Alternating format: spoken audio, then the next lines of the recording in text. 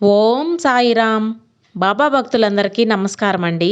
మన బాబా గారి దయ వల్ల మనందరం బాగుండాలి, సంతోషంగా ఉండాలని కోరుకుంటున్నాను ఫ్రెండ్స్. ఇక ఈరోజు మన బాబా గారు అందించే సందేశం ఏమిటంటే, మన బాబా గారు అందించే సందేశం వినాలంటే ప్లీజ్ లైక్ చేయండి, షేర్ చేయండి, సబ్స్క్రైబ్ చేయండి ఫ్రెండ్స్. బిడ్డ, ఈ ఒక్క రోజు నీవు ఈ గోమాతను తాకు. నీ ఇంట్లో పాలు పొంగినట్లు ధనం పొంగేలా నేను చేస్తాను బిడ్డ అని మన బాబా గారు ఒక సందేశాన్ని తీసుకువచ్చారండి. ఆ సందేశం ఏమిటి, మన బాబా గారు ఏం చెప్పబోతున్నారు అనే మన బాబా గారి మాటల్లోనే విని తెలుసుకుందామా ఫ్రెండ్స్. నువ్వు ఎన్నో రోజులుగా నీ యొక్క పేదరికం మొత్తం పోవాలి, అప్పులు మొత్తం తీరిపోవాలి, చక్కగా అందరిలాగే ధనవంతులుగా ఎంతో సంతోషంగా ఉండాలి అని నువ్వు కోరుకుంటున్నావు కదా. ఇది నీ యొక్క న్యాయమైన సహజమైన కోరికే తీరుతుంది అని ఈ బాబా మీద నమ్మకంతో భారం వేసి ధైర్యంగా ఉన్నావు. కానీ ఎదురు చూసి ఇన్ని రోజులుగా నీ యొక్క ఓపిక చాలా తగ్గిపోయింది. ఒక్క విషయం గుర్తుపెట్టుకో, సహజంగా ఓపికగా ఉన్నన్ని రోజులు సంతోషంతో పాటు నీ యొక్క లక్ష్యాన్ని కూడా చేరుకుంటావు. నీ దారి ఎలా ఉన్నా సరే దాటగలను అనే నమ్మకంతో నువ్వు ముందుకు సాగిపోతూ ఉంటావు. పరిస్థితులు ఎలా ఉన్నా సరే పడిపోవద్దు అనే పట్టుదల, నమ్మకం నీపై ఉంటుంది. ఈ రోజు అనేది కాకపోయినా రేపు అనేది నమ్మకం ఉంటుంది. ఆ నమ్మకం నిన్నెప్పుడూ మోసం చేయదు. ఎందుకంటే నమ్మకం బలంగా మారుతుంది కాబట్టి ఆ నమ్మకాన్ని నువ్వు ఎప్పుడూ పోగొట్టుకోవద్దు. అదేవిధంగా ఆ ఓపికను కూడా తగ్గించుకోవద్దు. ఓపిక తగ్గిపోతే నీ యొక్క ఆలోచన శక్తి కూడా తగ్గుతుంది.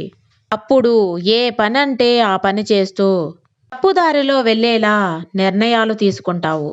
కాబట్టి ఓపికగానే ఉండు తల్లి. ఆ ఓపిక అనే ఆయుధాన్ని ఎప్పుడూ వదలవద్దు. నమ్మకం అనే పక్షాన్ని ఓపికగా నీ చేతుల్లో పట్టుదలతో ఉంచుకో. తెలివి ఉందని ఇతరులను ఎప్పుడూ మోసం చేయాలని అనుకోకు. అందరికంటే తెలివైన వాడు ఆ భగవంతుడు ఉన్నాడు కదా. ఒకరిని మోసం చేస్తే వాళ్ళు కూడా భగవంతుని ముందు మోసపోతారు అని నువ్వు గుర్తించుకోవాలి. ఇప్పుడు నువ్వు భాగస్వామ్యంలో ఇతరుల ముందు మోసపోయి ఉన్నా రెట్టింపులు నీ సాయి నీకు అందిస్తాను. ఇప్పుడు నువ్వు మోసపోయి డబ్బు కష్టంలో ముసుకుపోయి ఉన్నావు కదా. ఎంతో కష్టపడుతూ కుటుంబాన్ని గట్టెక్కించాలి అనే కదా ఒక అయోమయ స్థితిలో ఉన్నావు కదా. నీ యొక్క నిజాయితీని పోగొట్టుకోవద్దు. నీ యొక్క స్థితిగతులను పరీక్షించి ముందుకు వెళ్ళావంటే నువ్వు ధనవంతులుగానే ఉంటావు. ఆకలిలో ఉన్నవారికి గుప్పెడు అన్నం, ఆపదలో ఉన్నవారికి కొంచెం సహాయం చేస్తే నువ్వు బాధలో ఉన్నావు. ఇదే ఈ సాయి ధర్మం. నువ్వు గుడి అయినా సరే, భిక్షకాళ్ళు ఎదురు చూసేది గుడి అయినా సరే, దానం చేసేది మనిషి కోసమే. నీ వంతు పేదవారికి కొంచెం సహాయం చేయి. అది చిన్నదా పెద్దదా అని కూడా కాదు. నీ వంతు సహాయం చేశావనుకో, తప్పకుండా నీకు భగవంతుడు సహాయం చేస్తాడు. ఎంతటి కష్టం వచ్చినా సరే నాకు ధైర్యాన్ని ఇవ్వు అని. ఈ కాలంలో మోసపోయిన బంధాలను దూరం చేసుకోవాలంటే నిన్నుగా చూసే బంధాలకు దగ్గరవ్వటమే ముఖ్యం. ఎప్పుడైతే నువ్వు ఇష్టపడే బంధాలు దూరమవుతాయో తప్పకుండా నిన్ను ఇష్టపడే బంధాలు దగ్గరవుతాయని గుర్తుంచుకో. దూరమైపోతారని ఎప్పుడూ కూడా బాధపడవద్దు. దీనికి మించిన బంధం, నీకు అనుబంధం ఇంకా ఎక్కువగా ఏర్పడుతుంది. అలాగే నేను చూపిన ఈ దారిలోనే ఎప్పుడూ ధర్మంగానే ఉన్నావు. నేను చెప్పినట్టే నువ్వు సత్యంగానే ఉన్నావు. ఇలాంటి ఆవేశ సమయంలో కూడా కొంచెం మౌనంగానే ఉన్నావు. అన్నీ నీకు తప్పకుండా మేలు జరిగేలా చేస్తాను. అదృష్టం అంటే ఆస్తులు కూడబెట్టుకోవడం, అంతస్తులు కట్టుకోవడం కాదు.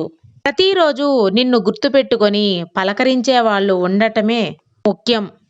తప్పకుండా నా అనుకున్న వాళ్ళనే నువ్వు ఎప్పుడూ వదులుకోవద్దు. ఒకరి వ్యక్తిత్వాన్ని వేలు చూపే అధికారం ఎవరికీ లేదు. ఒకరిని నిందించే ముందు వాళ్ళ అర్హత ఏమిటా అని చూసుకోవాలి. నీ అర్హత ఏమిటని ఎవరైనా సరే నిన్ను వేలెత్తి చూపితే మౌనంగానే ఉండు. తప్పకుండా వాళ్లకు నీ విలువ ఏమిటో తెలుస్తుంది. గ్యారంటీ లేని జీవితానికి కోపం, అసూయ, అహంకారం ఎందుకు చెప్పు? బ్రతికినన్ని రోజులు నలుగురితో సంతోషంగానే బ్రతుకుతూ ఉండాలి. వెళ్ళేటప్పుడు నీ పేరు, హోదా ఎవరికి ఎప్పుడు నీ తోడుగా రాదు తల్లి. నువ్వు చేసిన మంచితనం, నీలో ఉన్న మంచి గుణం మాత్రమే నీ వెంట వస్తుంది. కాబట్టి ఎప్పుడూ కూడా ఆ మంచితనాన్ని వదులుకోవద్దు. జీవితం అంటే కన్నీళ్ల చెరువుగానే ఉంటుందా? నా యొక్క కన్నీళ్లు ఎప్పుడూ కారుతూనే ఉండాలా? ఈ యొక్క బరువులు నా గుండెల్లో మోస్తూనే ఉండాలా అని కదా నీ బాధ బిడ్డా. నీ అప్పులన్నీ తీరి నీ మనసులో ఉన్న భారాన్ని నేను తగ్గిస్తాను. తప్పకుండా అప్పులు తీరి నీ యొక్క ఇంటిలో ఉండే ధనాన్ని నిన్ను ఆస్తిమంతులుగా, ధనవంతులుగా చేస్తాను. నీ యొక్క ఆశ తీరుతుంది. నువ్వు పడుతున్న కష్టానికి ముగింపు వస్తుంది బిడ్డా. ఈరోజు ఈ గోమాతను తాకావు గదా, ఈ గోమాతను తాకిన నువ్వు అష్ట ఐశ్వర్యాలు సిద్ధిస్తాయి. తప్పకుండా నీకు దగ్గరలో ఆవు కనిపిస్తే ఖచ్చితంగా నీ దగ్గర ఉన్న పండో ఫలమో ఖచ్చితంగా దానికి తినిపించు. అలాగే ఆ గోమాత తోక భాగంలో తాకి నమస్కారం చేసుకో. తప్పకుండా నీకు ఐశ్వర్యం కలుగుతుంది. నువ్వు దేనికి కూడా చింతించనవసరం లేదు. అలాగే ఈరోజు గోమాతను తాకావు కదా, తప్పకుండా తమలపాకు మీద దీపం పెట్టు. ఆ దీపం వెలిగినంతసేపు నీకు లక్ష్మీ కటాక్షం వెలుగునంతసేపు నీకు కనిపిస్తుంది. తప్పకుండా నీ ఇల్లు వెలుగువంతు అయ్యే, తప్పకుండా ప్రకాశవంతంగా నీ ఇల్లు వెలుగుతూనే ఉంటుంది. తమలపాకుకి గెలుపుని ప్రసాదించే ఒక వరం ఉంది బిడ్డ. కాబట్టి ఆ తమలపాకు దీపం అనేది ఎంతో శ్రేష్టంగా నీ ఇంట్లో అష్ట ఐశ్వర్యాలు, ఆ లక్ష్మీదేవి శరనివాసం ఉండేలా నీకు ఎంతగానో ఉపయోగపడుతుంది. ఈ రోజున ఈ తమలపాకు దీపం నీ ఇంటిలో పెట్టుకో. నీకున్న ధన కష్టాన్ని నువ్వే పోగొట్టుకో. ఈ సాయి వాక్కు ఎప్పుడూ అసత్యం కాదు. కాబట్టి ఈ సాయి మాటలు విన్న నీకు మంచి ధనయోగం కల్పిస్తానమ్మా. ప్రతి క్షణం ఆ క్షణాన్ని నువ్వు సద్వినియోగపరుచుకుంటే సంతోషంగా ఆస్వాదించడానికి నీకు ఎంతో మేలు జరుగుతుంది. తప్పకుండా నువ్వు ఏదైతే చేరాలి, ఏదైతే సాధించాలి అనే లక్ష్యాన్ని తప్పకుండా నువ్వు చేజెక్కించుకుంటావు తల్లి. నీ యొక్క సంకల్ప బలమే నిన్ను ముందుకు తీసుకువెళుతుంది. నువ్వు ఎప్పుడూ కూడా దేనికి కూడా భరించలేని బాధలు కలిగినప్పుడు కూడా మనిషికి కన్నీళ్లు రావటం సహజమే. ఆ కన్నీళ్లు దిగమింగుకొని ఆ కష్టమంతా ఈ సాయి మీదే వేసి నాతో చెప్పుకున్నావు. కానీ నన్ను ప్రార్థించిన నువ్వు, నిన్ను నేను ఈ కష్టాన్ని గట్టెక్కించకుండా ఉంటానా చెప్పు? ఎన్నో రోజులుగా ఈ మాటలు చెబుతున్నా ఇక నీ యొక్క కష్టకాలం ముగిసిపోయింది తల్లి. నీకు ధన కష్టం, మన కష్టం అంతా పోయి రోజు వచ్చేసింది. అందుకనే నువ్వు ఈ సాయి మాట వింటున్నావు. ఇది విన్న నీకు అంతా శుభమే జరుగుతుంది. ఈ సాయి ఆశీర్వాదం నీకు ఎప్పుడూ పరిపూర్ణంగానే ఉంటుంది తల్లి.